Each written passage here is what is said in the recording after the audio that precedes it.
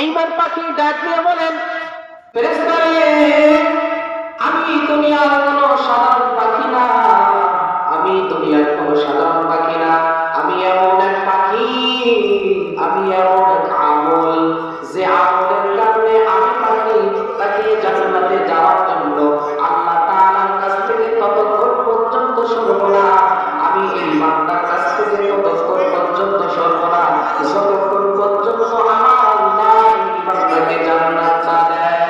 এইবার ফেরেশতারা ডাক দিয়ে বলে, পাখি রে, তুমি তাকে তাড়াতাড়ি ডানার ভিতর থেকে একটু সময়ের জন্য তাকে বের করে দাও। আমরা ফেরেশতারা তাকে তিনটা কথা জিজ্ঞাসা করে এখান থেকে বিদায় নেব, সে যদি তিনটা জবাবের উত্তর দিতে পারে আমি তাকে এখান থেকে এসে চলে যাব, আর যদি সে তিনটা প্রশ্নের জবাব সঠিকভাবে না দিতে পারে তাহলে তো তার কবরের মধ্যে অনেক ভয়ঙ্কর দৃশ্য হয়ে যাবে। এইবার ডাকতে বলতেছে, ফেরেশতারা বলবেন, মান রব্বুকা, তোমার রব কে? যদি আপনি আমি মুসলমান ভাইরা, যদি আপনি আমি আল্লাহ তাআলার পথে যদি চলি, আল্লাহ তাআলার যদি ইবাদত বন্দেগী করি, তখন ওই রবের কথা যখন আমরা আমার সামনে ফেরেশতারা যখন বলে দেবে, মান রব্বুকা, তোমার রব কে? মান দীনুকা, তোমার দ্বীন কি? মান নবিয়ুকা, তোমার নবী কে? যখন এই তিনটা প্রশ্নের জবাব আপনি আমি শুদ্ধ করে সুন্দর করে দিতে পারবো, মুসলমান কথা বলতে কবরের মধ্যে যে প্রশ্নগুলো করা হবে, আপনি আমি যদি প্রশ্নের জবাবগুলো সঠিকভাবে দিতে পারি, এই প্রশ্নের জবাবগুলো আপনি আমি যদি সঠিকভাবে দিতে পারি, আপনি আমি যদি কবরের মধ্যে সাকসেস হয়ে যাই, তাহলে কোন জায়গার মধ্যে আপনি সফল, সব জায়গার মধ্যে সফল হয়ে যাব। কবরের মধ্যে যদি আপনি আমি যদি কবরের মধ্যে পাস করতে পারি, কবরের প্রশ্নের জবাবগুলো যদি আপনি আমি সঠিকভাবে দিতে পারি, তাহলে হাসরে, ফুলসিরাতে, মিজানে সব জায়গার মধ্যে আল্লাহ তাআলা আপনার আমার জবাবের মধ্যে সবকিছু প্রশ্ন জবাবগুলো সঠিক করে দেবে। সুবহানাল্লাহ। এই জন্য মুসলমান ভাইরা আমার, তাকে বলে, না না, আমি তোমাকে ছাড়বো না, এই বান্দা আমার এখান থেকে যদি তোমরা চাও, যদি তুমি প্রশ্ন করতে চাও, তাহলে আমার ডানার তল থেকে তোমরা তাকে খুঁজে বের করে নাও। এইবার ফেরেশতারা আর ডানার চারপাশে খুঁজতে থাকবে, খুঁজতে খুঁজতে তাকে হয়রান হয়ে যাবে, তাও কোনো খোঁজ পাবে না। এইবার ফেরেশতারা ওখানে থাকার পর থাকতে থাকতে তখন ফেরেশতারা চলে যাবে। এইবার পাখির ডাক দিয়ে যখন আল্লাহ তাআলার কাছে যখন বলবেন, ও ফেরেশতারা, আমি এমন এক আমল, তখন ফেরেশতারা বলবেন, কি আমল আপনি বলতে থাকলো? তখন বলবেন যে আমি দুনিয়ার মধ্যে এই বান্দা যত ব্যস্ততার মধ্যে থাকে না কেন, আমাকে স্মরণ করেছিল, আমার এই কোরআনকে সে আঁকড়ে ধরেছে, কোরআনকে সে ভালোবেসেছে, কোরআনের সঙ্গে তার মহব্বত ছিল, যার কারণে আমি পাখি এমন এক আমল হয়ে গেছি, এই আমলের কারণে আমি তার ডানার ভিতরে তাকে ঢুকিয়ে নিয়েছি।